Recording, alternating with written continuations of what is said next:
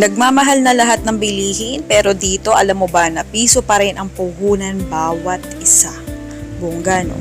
At hindi lang yan, 3 rekado lang ang kailangan mo dito at napakadaling hanapin. Oo. So, yan, simulan na natin. Kumuha tayo ng lumpia wrapper. At syempre, magpatulong tayo sa asawa ko. Ayan, pero bago niya na himay-himay, ayan, muna siya, tinapon niya yung pispis galing dun sa lababo. Okay, syempre sumunod tayo, buntot tayo eh. At nakita ko, ayan, nakita niyo naman. Nilaro niya muna yung anak namin sa labas. Meron kami anak sa loob, meron kami anak sa labas.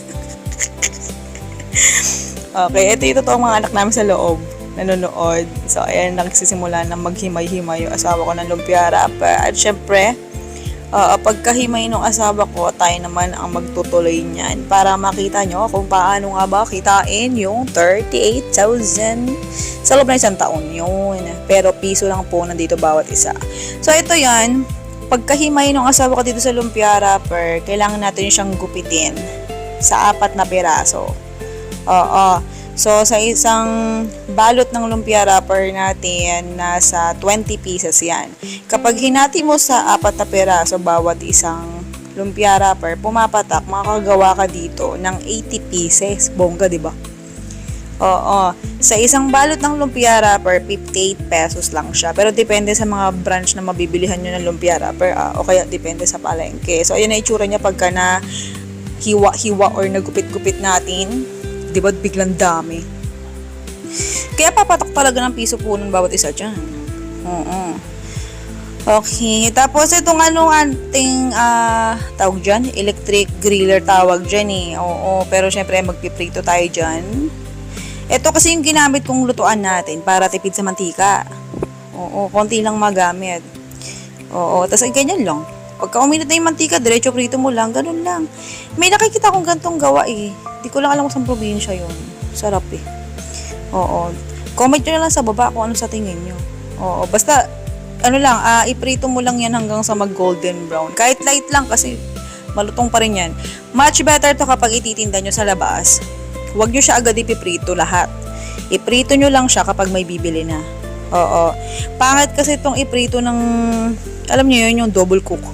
Oo, yung iinit mo, halimbawa, hinap-cook mo siya ngayon, lahat. Tapos pag may bumili, iinit mo. Hindi maganda, mas lalo siyang mag-a-absorb ng sobrang mantika. Hindi na maganda. So, iprito mo lang siya kapag may bibili. Mabilis naman maluto yan, segundo lang. Oo, bukod sa sobrang mura na ng puhunan yan, segundo lang din ang oras ng pagluto at napakadali lang. Oo, kahit hindi ka marunong magluto, kayang-kaya mo yan. Oo, kaya kapag ikaw ay gusto mong lumapang at meron ka stock na lumpia wrapper dyan sa rep, ayan, pwede mo na siyang lantakan, isang prito lang. Oo, lapang ka agad. Kung mapapansin nyo, parang konti ng pinrito ko. Di ko pinrito lahat, kadami. Kami lang kasi kakain nito. Oo, so itong video natin, dahil nga sa karamihan sa mga followers natin nagtatanong lagi kung magkano siya pwede ibenta or magkano ba yung pwedeng puhunan o magkano ba yung pwedeng kitain sa loob ng isang araw, isang buwan, isang taon. So ayan, kaya nabuo yung costing natin. At syempre, hindi mawawala. Kailangan meron kang mainit na inumin. At syempre, nakadepende naman sa'yo kung anong gusto mong inumin. Pwedeng kape, Milo, ganyan, energy, ganon. Walang trip mo. Basta mainit, kung gusto mo, maligam-gam na lang. Mainit na tubig, pwede rin. Tsaka, ganyan. Oo, yung toppings nga pala na nilagay ko, condensed. Condensed milk, ha?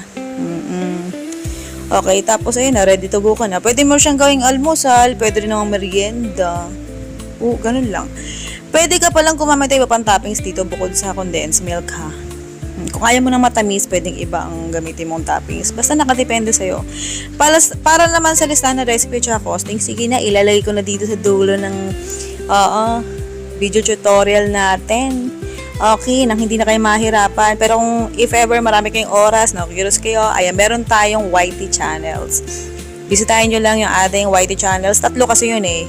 Foodie Par, Halo Mix, at saka Chef Eden. So, ikaw na bahala kung gusto mong bisitahin. So, after ng taste test, ito, nandiyan na yung listahan ng recipe at saka costing. I-screenshot mo na lang, girl. Andyan na lahat. Okay, panoorin hanggang dulo para makita ang hinahanap. Sige na, goodbye, good luck. Love you.